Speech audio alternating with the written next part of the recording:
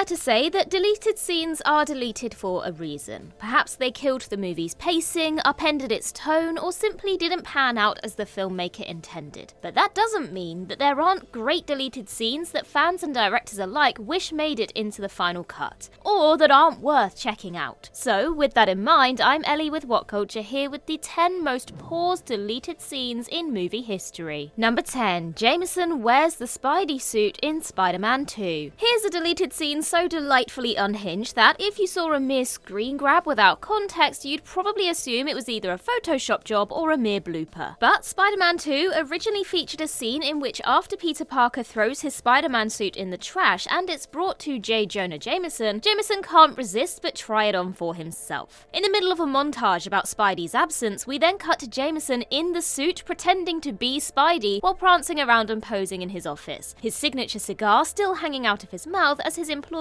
look on in horror. It's one hell of a visual, and finally saw the light of day 3 years after Spider-Man 2 hit screens when Sony released Spider-Man 2.1 on DVD, a studio-mandated reissue containing 8 minutes of mostly superfluous gag scenes such as this one in order to drum up hype for Spider-Man 3. Number 9. Donnie's corpse in Donnie Darko. Donnie Darko's unforgettable closing sequence depicts the death of Donnie, who is killed when a jet engine falls through the roof of his house, seemingly crushing him to death. However, neither the theatrical release nor the director's cut actually show Donnie's dead body, even though filmmaker Richard Kelly did shoot a brutal deleted scene showing Donnie's corpse impaled with a piece of metal from the jet engine. It's absolutely horrifying, honestly, and so it's easy to appreciate why Kelly decided to cut it. If he included it in the middle of the climactic Mad World montage, it would have totally derailed the bittersweet mood the scene was going for. Nevertheless, given that we only see Donnie's body being wheeled out of the house in a body bag at the very end of the movie, the morbid curiosity factor to see precisely how Donnie was killed speaks for itself. You might wish you hadn't seen it though, considering how damn gnarly it is. What do you think? Let us know in the comments down below. Should this scene have been left in, or were they right to cut it? Number 8. Old Sarah Connor in Terminator 2 Judgment Day. Terminator 2 brilliantly ends with Sarah Connor reflecting on humanity's uncertain yet hopeful future in light of Skynet's apparent defeat. It's snappy yet thoughtful, while bringing James Cameron's epic two-film saga to a natural conclusion. But Cameron actually wrote a more elaborate ending for his sci-fi action classic, which he even went to the lengths of filming before deciding to cut. However, it was eventually included on the movie's special edition DVD release. The scene takes place in 2029, with an elderly Sarah narrating that Skynet's creation was prevented and her son John, who appears in the scene as an adult playing with his daughter, became a senator. Sarah also remarks that she remains haunted by her past, before closing with the very same line included at the end of the movie proper: "If a machine, a Terminator, can learn the value of human life, maybe we can too." It's certainly an interesting alternate ending, albeit one that feels a little goofy in parts, largely due to the unconvincing old lady makeup applied to Linda Hamilton for the scene. Even in movement, the makeup doesn't hold up to scrutiny, but as a freeze frame, it's downright laughable, enough that Cameron was smart enough to throw it out. In such a technologically innovative movie, this ropey makeup would have stuck out like a sore thumb. Number 7. Batman meets the Joker in The Batman. Though we do catch a fleeting glimpse of the Joker in Matt Reeves' The Batman, he's depicted entirely in silhouette, to the point that it's near impossible to make out any of his distinctive facial features. However, Reeves did later release a surprisingly lengthy deleted scene in which the Joker has a Silence of the Lambs-esque interaction with Batman in Arkham Asylum. Ultimately, it's probably for the best that the scene was cut, given that it's superfluous within the scope of the story and would have only added to the film's near 3-hour runtime. But it does nevertheless allow fans to get a somewhat clearer look at this universe's Joker design. Sure, he's still veiled behind frosted glass, giving Reeves a little leeway to retool the design in a future film, but we can more or less see what Barry Keoghan's Joker looks like here. Number 6. The Xenomorphs full body shot in Alien. Ridley Scott quite sensibly avoids showing full body shots of the Xenomorph throughout Alien, though that wasn't actually the original plan. Scott shot a sequence where the Xenomorph is shown unfurling itself in front of Lambert before crab walking towards her and then standing up in full wide profile. Beyond the silliness of the crab walk, the wide shot makes it painfully clear that the Xenomorph is portrayed by a guy in a suit, and so Scott smartly decided to jettison the sequence, instead shortening Lambert's death scene significantly and entirely for the better. It's still a fascinating scene in its own way though, and worth gawking at if only to observe how fundamental camera placement and framing were to the Xenomorphs' convincing presentation throughout the movie. With a lesser director at the helm, it would have been so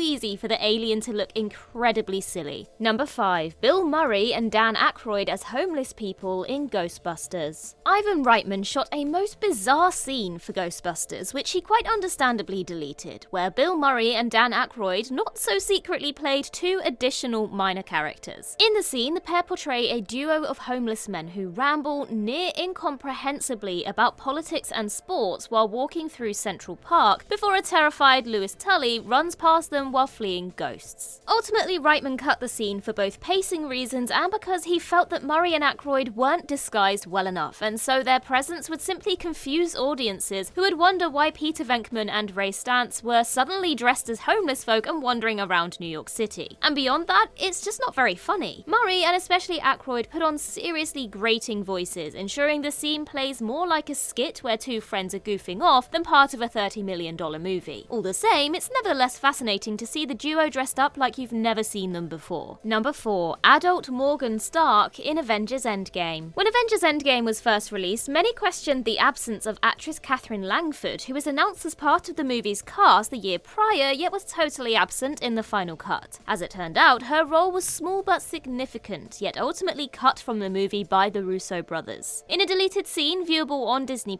we see that Langford plays an older version of Tony Stark's daughter, Morgan, who appears to him as a vision in Soul World after he uses his Infinity Gauntlet to kill Thanos and his army. Morgan effectively assures Tony that his sacrifice was worthwhile before he tells her, "I love you 3000. In commentary for the scene, Joe Russo revealed that Langford's role was cut because it ground the movie to a halt and felt redundant given that Tony says "I love you 3000 via video in the subsequent eulogy scene. Ultimately, it's a bit of a stilted scene dramatically, and so it's easy to appreciate why the Russos cut it. Yet it's nevertheless neat for fans to see it on Disney Plus and catch a glimpse of what the adult Morgan will look like. Number 3. The pig head down the drain in Who Framed Roger Rabbit. Who Framed Roger Rabbit's theatrical cut boasts its fair share of gruesome moments, but one which ended up on the cutting room floor involved Eddie Valiant being kidnapped by Judge Doom and having a toon pig's head drawn over his own. What follows is a legitimately horrific sequence in which Eddie runs home and showers with turpentine in order to melt the pig's head off. At this point, we cut to the bottom of the shower where the meaty remnants of the pig's head, eyeballs and all, are seen flowing down the drain. It's a disgusting yet brilliantly realised scene, and one that's basically impossible to look away from. For his part, director Robert Zemeckis later admitted to regretting cutting it, even while feeling that it hurt the film's pacing. So let's raise a glass to the animators, who clearly put a back-breaking amount of effort into this scene, only for their work to never be seen on the big screen. Number 2. Magneto in a dress in X-Men First Class. You probably remember the scene in X-Men First Class where Charles Xavier and Magneto head to a strip club to recruit Angel Salvador to their team. Magneto reveals his telekinetic powers to her, which in turn prompts her to reveal her dragonfly wings. Yet the scene originally included an added comedic beat where Xavier uses his telepathic abilities to make Angel imagine Magneto wearing a blue dress, stockings, knee-high boots, and a red-haired wig. Angel immediately starts laughing, much to Magneto's confusion, before Xavier tells him, "You've never looked more beautiful, darling." It's a hilarious beat, and honestly probably should have been included in the final film, even if some might have seen it as a step too goofy. All the same, it lives on a home video extra, allowing us all to savour the sight of Michael Fassbender looking very fetching indeed in a dress, and consider the many playful ways Xavier could use his abilities to troll people. Number 1. The monkey cat in The Fly. Considering how stomach-churningly disturbing David Cronenberg's The Fly is, it goes without saying that a deleted scene cut for being too graphic has to be really out there. And indeed, The Fly's infamous monkey cat's deleted scene sees Seth Brundle attempt to figure out a way to reverse his ongoing transformation into a human-fly hybrid by fusing a baboon